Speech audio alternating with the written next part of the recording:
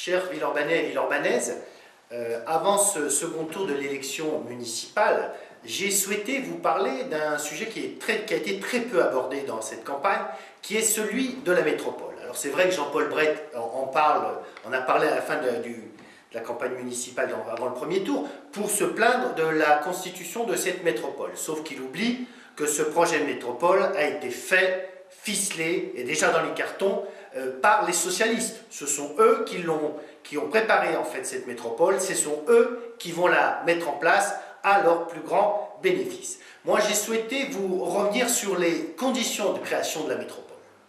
D'abord financièrement, le grand gagnant de la mise en place de la métropole, c'est le président du conseil général du département, Michel Mercier, lequel, parce qu'il donne en fait au Grand Lyon, donc en le transformant en métropole, certaines compétences en fait, du conseil général, Michel Mercier se verra doté chaque année d'une dotation de compensation de 100 millions d'euros. Donc dotation totalement injustifiée puisqu'il perd des compétences, mais du coup récupère une enveloppe financière.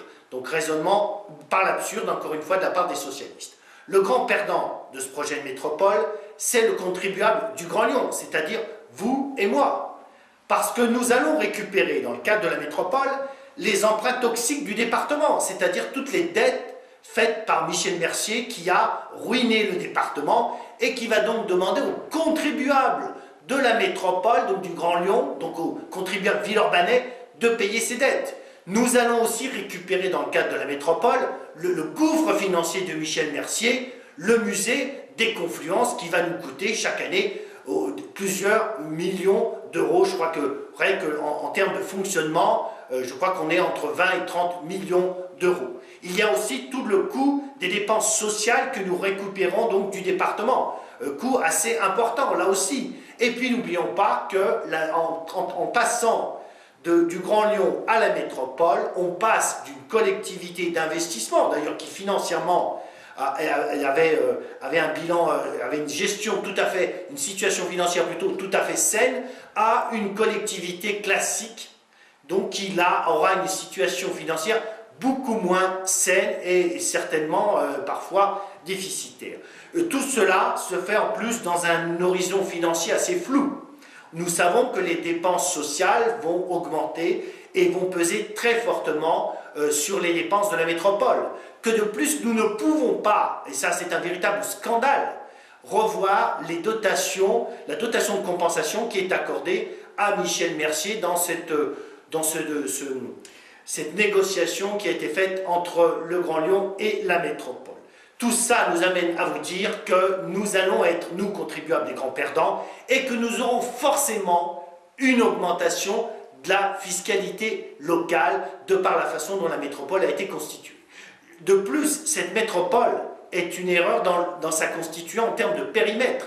Ça ne permet pas, nous n'avons pas là plutôt les conditions du développement de la métropole. On s'est limité aux frontières du Grand Lyon et on n'a même pas été capable d'intégrer la communauté des communes de l'Est lyonnais, voyez. Donc aucune condition de développement. Et puis, cerise sur le gâteau, il y a aussi le fait que la métropole a été mise en place dans la loi de décentralisation pour permettre de faire des économies. Et là, on se retrouve dans un raisonnement encore une fois par l'absurde, parce que les communes ne disparaîtront pas, le département ne disparaît pas, on met en place la métropole et on rajoute un échelon intermédiaire qui est la conférence des maires. Donc alors que nous devions, dans le projet initial, faire des économies, vous vous rendez bien compte qu'en réalité on a fait un millefeuille administratif et qu'on dépensera encore plus, le tout étant payé par le contribuable de la métropole, donc par les Villeurbanais.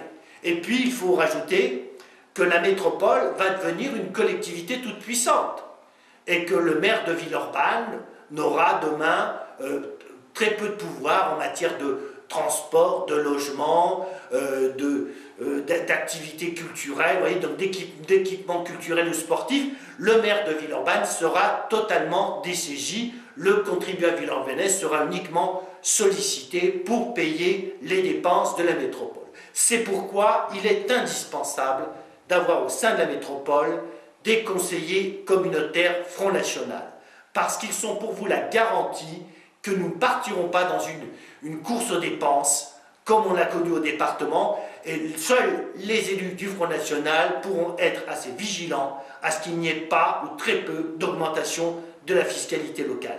C'est pourquoi donc je vous appelle à voter pour la liste Villeurbanne Bleu Marine dimanche prochain, au second tour des élections municipales, afin de pouvoir vous défendre au sein de la métropole. Voilà, je vous remercie, à dimanche.